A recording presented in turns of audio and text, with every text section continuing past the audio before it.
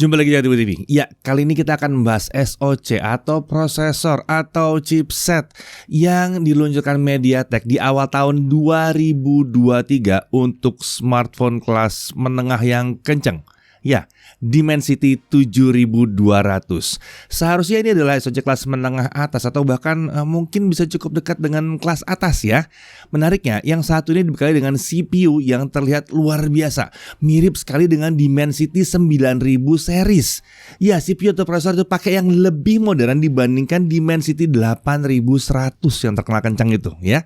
Tapi kenapa kok namanya Dimensity 7200? Kan katanya chipnya lebih tinggi dibanding Dimensity 8000 dan 8100. Apakah MediaTek salah kasih nama lagi atau emang ini udah sesuai dengan posisi dari SoC atau chipset ini? Oke, di sini kita akan bahas mengenai spesifikasi dan tentu benchmark performance dari Dimensity 7200. Oke, SoC chipset prosesor dari sebuah smartphone itu biasanya sangat menentukan sekali kenyamanan pakai dan fitur-fiturnya.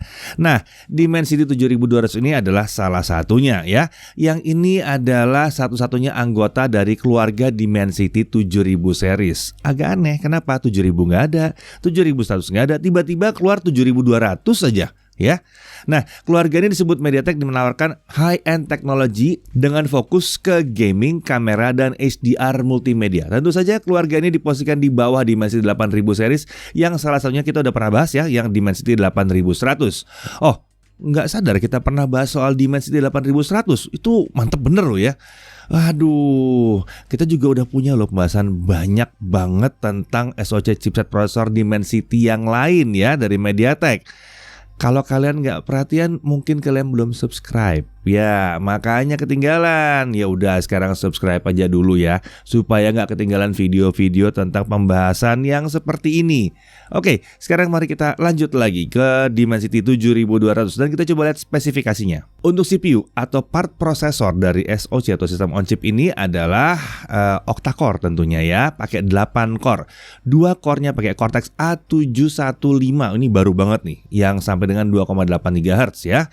Lalu ada 6 Cortex A510. Nah, ini juga baru ya. Ini adalah bagian core yang hemat daya ya. Ya, core CPU yang digunakan ini mirip dengan yang ada di SoC premium MediaTek saat ini, Dimensity 9200. Cortex A715 ini benar-benar terbilang sangat baru dipakai di SoC premium untuk tahun 2023. Menarik ya, bahwa ini sudah tersedia di SoC kelas menengah seperti Dimensity 7200 ini. Nah, menariknya Dimensity 8200 yang harusnya kastanya lebih tinggi dari ini malah pakai Cortex A78 yang tua. Nah, yang ini malah pakai yang baru. Tapi kalau dari sisi konfigurasi memang harusnya 8200 lebih menjanjikan performa lebih tinggi daripada yang satu ini ya. Jadi mungkin namanya udah sesuai lah. Oke, untuk GPU sekarang gimana? Sistem grafisnya dia pakai Mali G610MC4. Ya, ini juga pakai arsitektur baru, mirip dengan yang ada di Dimensity 8000 series yang terkenal kencang. Tapi ini pakai versi yang performanya sedikit lebih rendah. Tapi ya menurut kami GPU tetap saja bisa menawarkan performa yang nanti harusnya ini cukup baik ya. Kita lihat di benchmark dan gamingnya ya. Nah, untuk fabrikasi langsung 4 nanometer. Ya, ini fabrikasinya sama dengan Dimensity 8200 dan 9200. Tidak heran kalau mereka berani menjanjikan efisiensi yang lebih impresif ya untuk SoC Dimensity 7200 ini. Dan kalau bicara fabrikasi 4 nanometer, ini seharusnya di TSMC ya. Sama-sama Taiwan kan, MediaTek sama si TSMC. Oke, kalau untuk RAM dia udah support sampai dengan LPDDR4X 4266 atau LPDDR5 6400 ya. Lalu untuk storage ini mendukung UFS 3.1. Display dia pakai Mira Vision 765, ini udah support display Full HD Plus sampai dengan 144 Hz dengan HDR10+. Lalu untuk AI ya, Artificial Intelligence dia pakai MediaTek APU 650. Ini udah generasi kelima APU-nya ya. Untuk ISP atau Image Signal Processor, ini part prosesor yang mengurus kamera, yang mengurus foto dan video ya. Dia pakai Imagic 765 14 bit HDR ISP. Ini sudah mendukung kamera sampai dengan 200 megapiksel. Jangan kaget kalau tiba-tiba dia bisa mendukung lebih. Kenapa disebut 200 megapiksel? Karena pada saat peluncurannya ya kamera yang ada tuh sensornya baru paling tinggi 200 megapiksel buat handphone ya. Untuk video recording dia support hingga resolusi 4K HDR atau Dual Full HD. Untuk fitur-fitur ya dia punya all pixel autofocus, dia punya AI AF, dia punya AI auto white balance ya, dan macam-macam. Nah, sekarang kita beralih ke modemnya. Modem 5G ini sudah pakai sesuai dengan standar 3GPP rilis 16. Ya, udah 5G ya. Semua seri Dimensity dari MediaTek itu pakai modem 5G. Yang ini udah pakai dual 5G dengan dual VoNR. Ini penerusnya VoLTE ya, atau VoLTE gitu ya. Lalu dia pakai 2cc carrier aggregation, bandwidthnya bisa mencapai 200 MHz.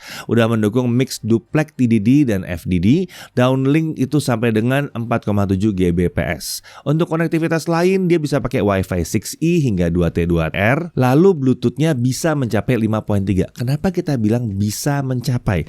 Karena untuk bisa menghidupkan ini butuh komponen ekstra. Iya, chipnya, SoC-nya sanggup, tapi tetap harus ada komponen pendukung ekstra. Ya kalau nggak dikasih komponen Wi-Fi-nya untuk Wi-Fi 6E, dikasih Wi-Fi 5, ya bisa jadi dia Wi-Fi 5 juga handphonenya. Jadi ini kondisi maksimum yang bisa tercapai ya. Lalu lanjut lagi kalau kita bicara fitur-fiturnya, dia punya MediaTek Hyper Engine 5.0. Ya, jadi udah kekinian ya. Nah, mulai spesifikasi lengkapnya, SoC ini jelas diposisikan di bawah Dimensity 8000 series. Tapi bagaimana posisinya kalau dibandingkan dengan SoC kelas atas MediaTek sekitar 2-3 tahun yang lalu? Misalnya Dimensity 1100, 1200, 1300. Apakah performanya bisa bersaing atau mengungguli SoC yang tadi itu? Nah, ini kita bisa lihat dalam pengujiannya. Oke, kita langsung masuk ke benchmark. Untuk testbed kali ini kita pakai smartphone yang pakai RAM 8 GB ya. SoC-nya tentunya ya Dimensity 7200. Kita lihat dulu Antutu 9012. Hasilnya skornya berapa? 622.000. Ini smartphone kelas menengah ya, 622.000, mantep bener. Nah, jadi kalau dilihat dari hasil Antutunya, Dimensity 7200 ini skornya ada di atas Snapdragon 860, di atas Dimensity 1100 juga. Jadi skornya bersaing dengan SoC kelas atas dari era beberapa tahun yang lalu. Ini cukup jauh di atas SoC kelas menengah seperti Dimensity 920 atau bahkan Snapdragon 778G ya. Nah, tapi itu baru satu benchmark ya. Jangan percaya Antutu doang. Kita lanjut lagi. Geekbench 5 ini hanya menguji sisi core prosesor aja. Jadi jangan berharap kalau Geekbench-nya kenceng itu berarti GPU-nya kenceng, grafiksnya kenceng. Enggak, ini hanya sisi core prosesornya aja. Ya, Geekbench 5. Nah, kalau di sini kita lihat untuk single core-nya terlihat bahwa Dimensity 7200 ini punya core CPU yang kencang ya. Skornya terbilang tinggi, hanya kalah dari SoC kelas atas seperti Dimensity 8100 dan Snapdragon 870 bahkan. Ya, ini performa single core-nya. Jadi kejutannya pas ngebuka aplikasi. Nah, ini nih performance single core-nya nih. Jadi bahkan menariknya ya, di single core ini skornya tuh dengan gampang bisa mengalahkan skor Dimensity 1200 dan bahkan 1300. Gak ada masalah. Tetapi Geekbench 5 ini ada pengujian multi core-nya pada saat dia multitasking. Nah, sayangnya ini karena CPU-nya hanya punya 2 core performance, sisa 6 core-nya adalah efisiensi core. Skor multi-core-nya ini tidak impresif ya. Yang satu ini hanya unggul dari Dimensity 920 yang juga pakai konfigurasi 2+6 juga ya. Tadi kan 2A7 sekian dan 6A5 sekian ya. Sementara SoC atau chipset lainnya punya core performance atau A7 sekiannya itu lebih banyak, tentunya skor multi-core-nya akan lebih tinggi. Jadi kalau pas multitasking dia akan lebih mantap kalau dia mau multitasking yang berat-berat banget. Sementara yang satu ini walaupun single core-nya kencang tapi multi core-nya nggak terlalu hebat. Tapi tetap aja sih kencang kok hasilnya ini ya. Kita lanjut ke sisi grafiksnya ya. Trimax Slingshot Extreme OpenGL graphics core-nya ada di 6929 ya. Di sini terlihat bahwa GPU-nya ini belum bisa menghasilkan skor yang membuatnya masuk ke ranah kelas atas ya. Skor yang didapat itu masih di bawah Dimensity 1100 tapi udah cukup jauh di atas Dimensity 920 dan Snapdragon 778G. Menarik ini, menarik. Kita lanjut ke GFX Bench Manhattan 3.1 1080p off-screen. Dia dapat 69 FPS. Di sini kembali terlihat bahwa GPU-nya itu punya potensi yang masih di bawah Dimensity 1100 dan jajaran SoC kelas atas yang lainnya. Ya, seharusnya udah tepat ya kalau SoC ini dibilang posisinya kelas menengah atau menengah atas ya. Kemungkinan besar ini adalah jembatan yang dihadirkan MediaTek untuk mengisi jeda antara Dimensity 900 series ke SoC kelas atas mereka. Oke, sekarang bagaimana kalau kita langsung tes untuk gaming ya? Kalau tadi kan udah pakai benchmark sintetik, kita coba satu game seperti biasa Genshin Impact ya, kita coba ya. Nah, karena kami ngetesnya ini mau ngetes chipsetnya, mau ngetes SoC-nya atau prosesornya, kita bukan mau ngetes handphonenya ya. Jadi kita pakai langsung aja pendingin ya, supaya kita tahu potensinya bisa seberapa. Nah, oke, Genshin Impact kita tes dulu di lowest 60 fps. Di awal frame rate itu ada di kisaran 50 sampai 58 fps. Nah, kalau battle bisa turun sedikit ke 48 fps.